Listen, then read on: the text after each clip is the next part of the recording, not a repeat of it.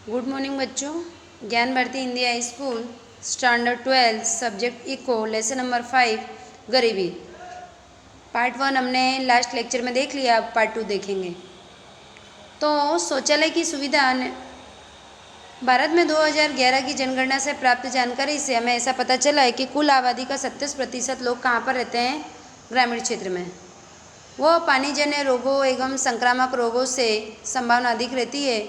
इसके बचने के लिए स्वच्छता महत्वपूर्ण है। ये हम देखेंगे तो तालिका 5.7 में देखो तो शौचालय की सुविधा में कुल परिवार 100, मकान की सुविधा और शौचालय की सुविधा में कितने परिवार हैं? 66%। और मकान के शौचालय की सुविधा ना हो ऐसे परिवार कैसे हैं? 34%। भारत में 66% परिवारों में मकान के अंदर शौचालय की सुविधा उपलब्ध है और 34% सुविधा नहीं है। वह कहाँ जाते हैं? खुले में जाते हैं। तो खुले में जाने से स्वच्छता के अभाव के कारण प्रदूषण, शारीरिक कमजोरी, उत्पादकता, उत्पादन को नीचा रखते हैं, जो गरीबी को बढ़ाने के लिए कारणभूत है, ऐसा हम कह सकते हैं। आवास मतलब रहने के लिए घर।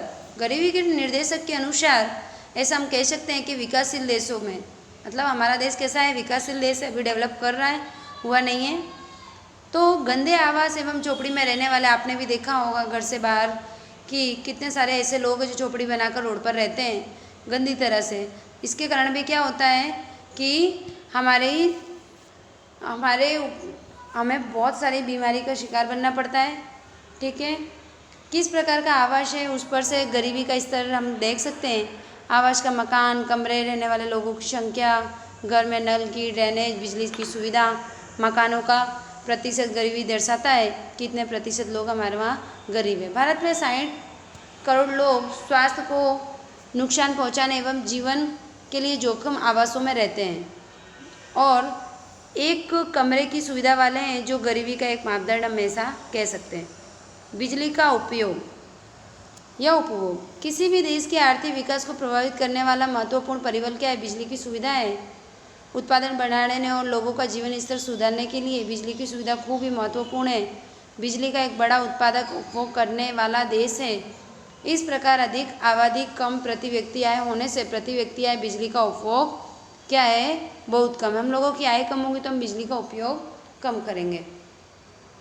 नेक्स्ट है हमारा शिक्षा। विश्व बैंक की जानकारी के अनुसार 15 वर्ष या उससे अधिक उम्र के लोग जो पढ़ लिख सकते हैं वह क्या है? साक्षर हैं, पढ़े लिखे हैं। और जो नहीं पढ़ सकते वह कैसे? निरक्षर हैं, अनएजुकेटेड है, वह उसे हम गरीब कह सकते हैं। शिक्षा तालीम का नीचा प्रमाण और नीची उत्पादकता के कारण श्रमिक उपलब्ध करवाता है और व्यवसाय रोजगार के अवसर पसंदगी मर्यादित बनते हैं।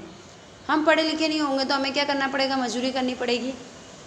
2011 में कहें तो ब्राज़ील में साक्षरता 91% थी और भारत में 74.4 और नेपाल में 60%, पाकिस्तान में 55। ये विकासशील देशों की साक्षरता की तुलना हम कह सकते हैं कि विकासशील देशों में क्या होता है कि जो सोच होती है वो रूढ़िचुस्त होती है। लोग क्या करते हैं? इसके कारण भी गरीबी अधिक देखने को मिलती है। आय और संपत्ति का असमान वितरण विकासशील देशों में एक बहुत ही देखने को मिलता है कि किसी की आय अधिक है, किसी की बहुत ही कम है, किसी की बहुत ज़्यादा है। तो एक तरफ देखो तो जो धनी लोग होते हैं उनके पास मकान, अच्छा खाने पीने की सुविधा, अच्छी शौक है, उनकी सुविधा सारी प्राप्त होती है। और दूसरी तरफ देखो कि गरीब लोग हैं, उनके पास कम आए तो बिना मकान के गंदे आवास में रहते हैं, भोजन भी अच्छा नहीं है, शिक्षा की स्वास्थ्य भी नहीं है। ठीक है, नीचे तालिका में हम देखेंगे कि 5.8 में यूएस में जनसंख्या के पास वास्तविक राष्ट्रीय आय का हिस्सा कितना था? 15.2, यूके में 12.5 और भारत में 9.0। कब की बात कही है? 2012 की। 2012 में क्या बताया है? 18.9 यूएस, यूके में 12.7 और भारत में 12.6। इस तरह से हम देख सकते हैं। अब बेरोजगारी की ऊंची दर, क्यों लोग ज़्यादा से ज़्यादा बेरोजगार रहते हैं? तो आज के समय में वेतन के कार्य करने इच्छा शक्ति योग्यता रखने वाले व्यक्ति को काम ना मिले उसे क्या कहेंगे? बेरोजगार।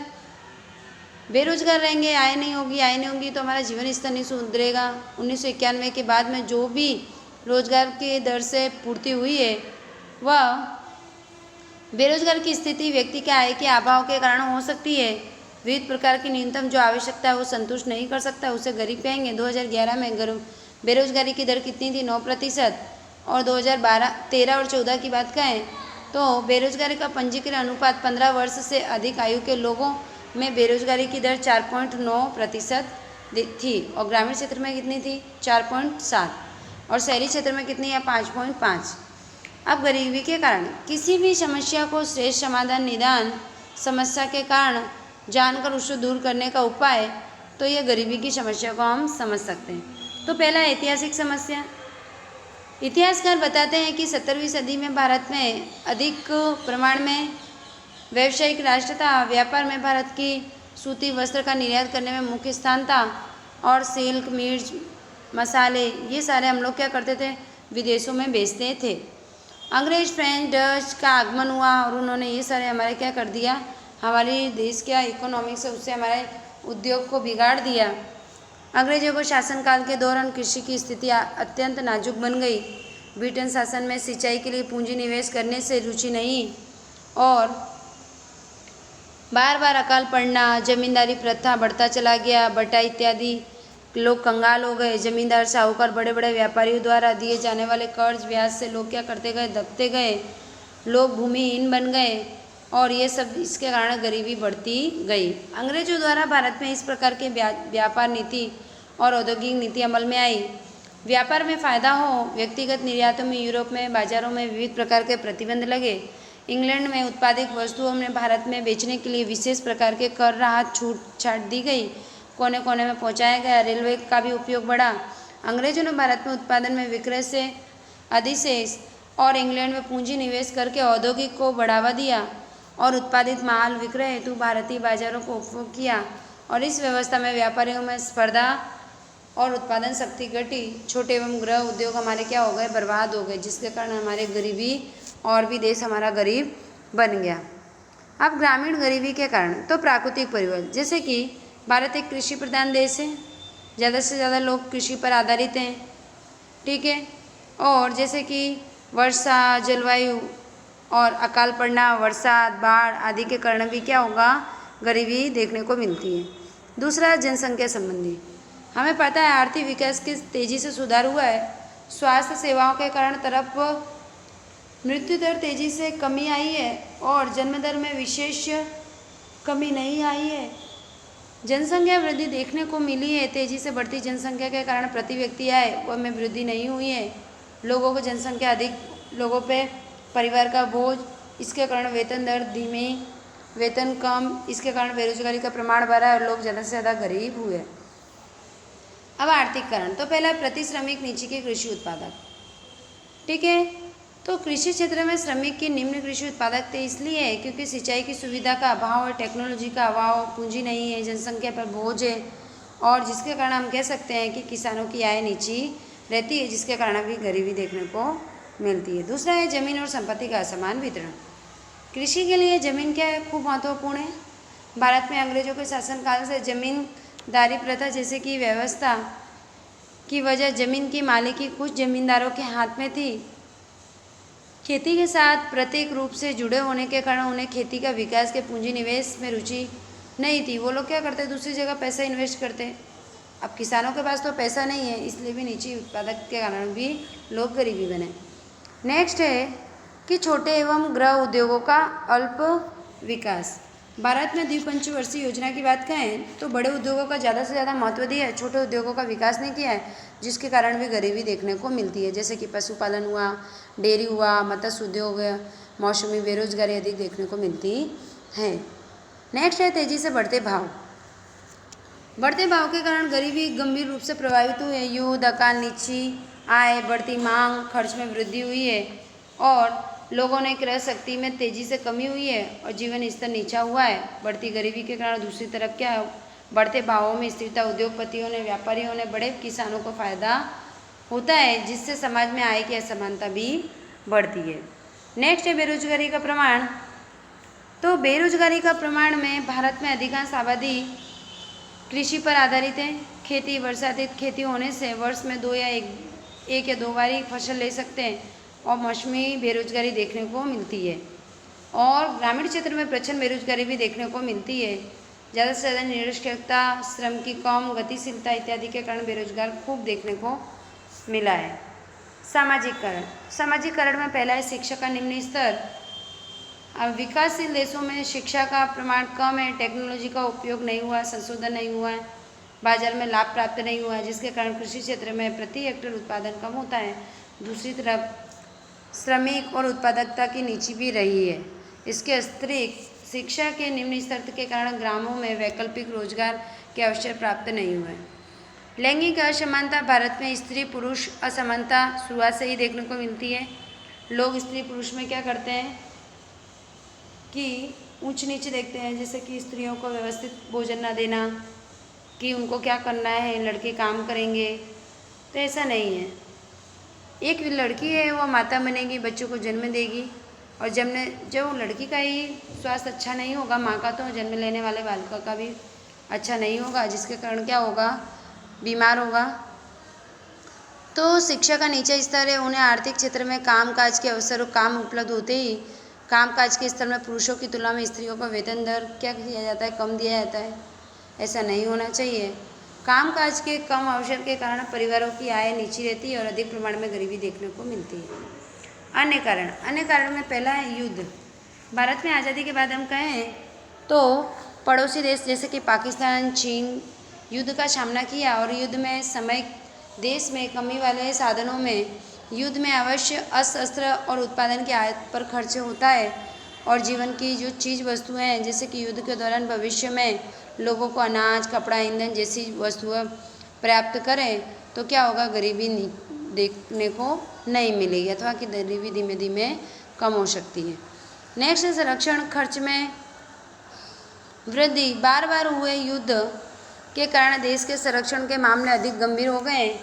संरक्षण व्यवस्था को मजबूत बनाने के लिए आधुनिक मिसाइलें, लड़ाकू विमान, टैंक, सम्मेलन आदि में वृद्धि करनी पड़ती है, और आतंकवाद जैसी समस्या और भी ज़्यादा बढ़ती है। और संरक्षण पर होने वाले खर्च के कारण वह खर्च ना करे, आर्थिक विकास को खर्च में कमी होती है, विकास धीमा हो जाता है, गरीबी का प्रमाण ऊंचा होता है। दोषपूर्ण नीतियाँ। भारत में तेज आर्थिक विकास करने के लिए आयोजन के अंतर्गत जो द्वितीय पंचवर्षीय योजना हो, इसमें विशेष महत्व उद्योग को दिया जाता है।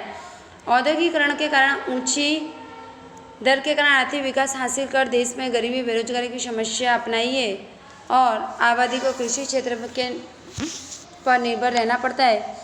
देश की अधिकांश आबादी को रोजगार एवं आय उपलब्ध करवाने में कृषि क्षेत्र में एवं छोटे गृह उद्योगों का विकास भी किया है। गरीबी बेरोजगारी के कारण विविध योजनाएं सरकार के कारण सातत्य संकलन का अभाव देखने को मिलता है।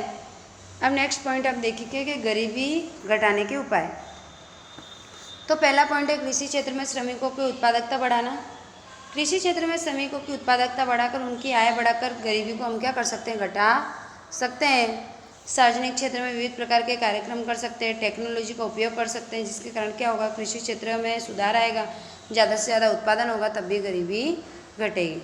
दूसरा पॉइंट है छोटे पैमाने के उद्योगों का विकास। हमें क्या करना है, बड़े उद्योगों का तो विकास हो रहा है, लेकिन छोटे छोटे उद्योगों का क्या करना चाहिए, विकास करना चाहिए, वहाँ पर पूंजी इन्वेस्ट करनी चाहिए, जिससे लोगों को क्या हो, रोजगार प्राप्त हो।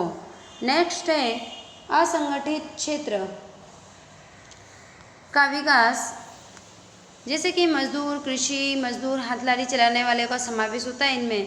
इनमें सुधार करके हम क्या कर सकते हैं, लोगों का जीवन स्तर, बीमा, स्वास्थ्य, वृद्धावस्था, पेंशन, सुरक्षा उपलब्ध करा सकते हैं, और लोग गरीबी से दूर हो सकते हैं। नेक्स्ट पॉइंट है हमारा कि उचित कर नीति का उपयोग।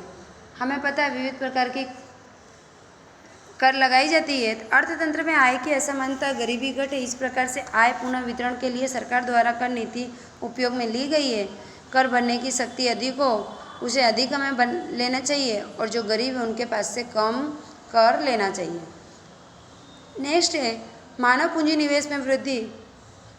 विकसित देशों में जहाँ पर मानव क्षमता वाले विकास हेतु बड़े पैमाने पर शिक्षा, स्वास्थ्य, कौशल पूंजी निवेश किया है, वहाँ बेरोजगार का प्रमाण खूब कम देखने को मिलता है। परिणाम स्वरूप गरीबी की भी कम दिखाई देती है। शिक्षा का ऊंचा स्तर, मजदूरों में रोजगार के लिए विस्तृत विकल्प पसंदगी, मजदूरों की उत्पादकता बढ़ती है, और वेतन में भी परिवर्तन होता है। विविध प्रकार के काम, तालीम, संशोधन भी पूंजी निवेश की आवश्यकता होती है।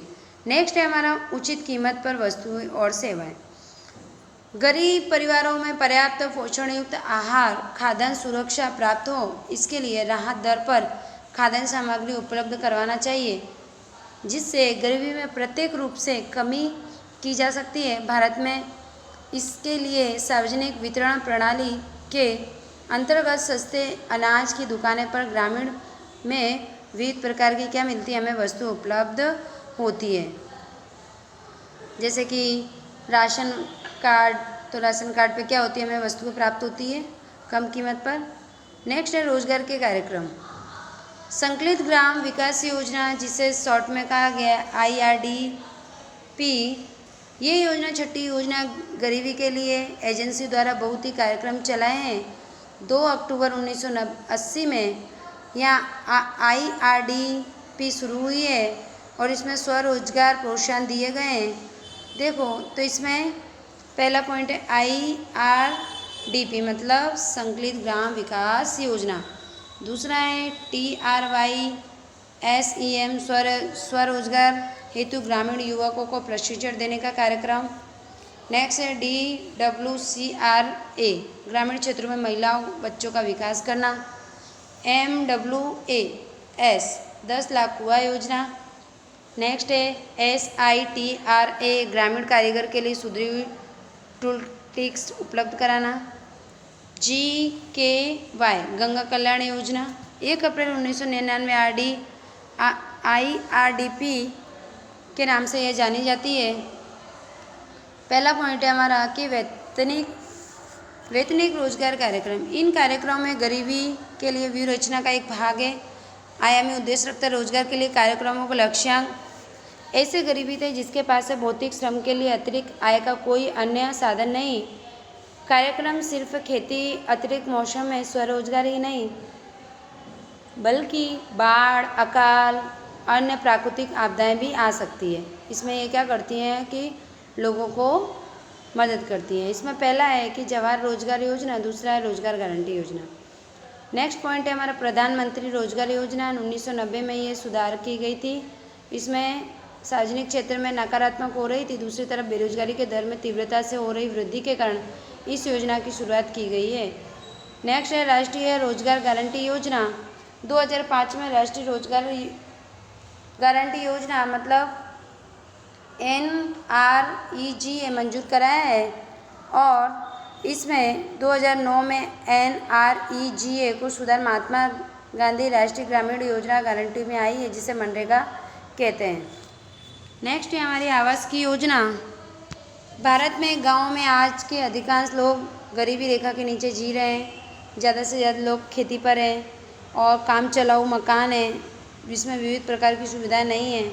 1985-86 की बात करें तो अनुसूचित जाति अनुसूचित जनजाति को इंदिरा आवास योजना दी गई है, मतलब IAY।